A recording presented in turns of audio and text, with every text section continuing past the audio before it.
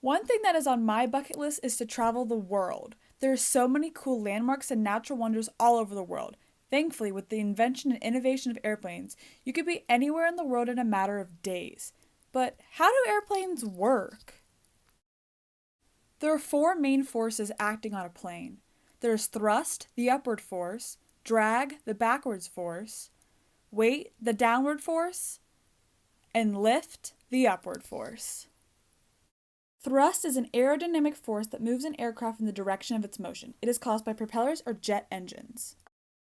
Drag is a friction force that acts in the opposite direction of motion. It is dependent on the size and speed of the plane and the density of the air. Weight is a force caused by gravity. It is simply the mass of the plane times the force of gravity. Lift is caused by the wings of the plane. An airfoil creates a downward force on the air as the air flows past. And because of Newton's third law, the air exerts an equal and opposite force on the airfoil, allowing the plane to stay in the air. For the flight to continue, the thrust must be equal to or greater than the drag. If the thrust is equal to the drag, the airplane is moving at a constant velocity. If the thrust is greater than the drag, the airplane is accelerating.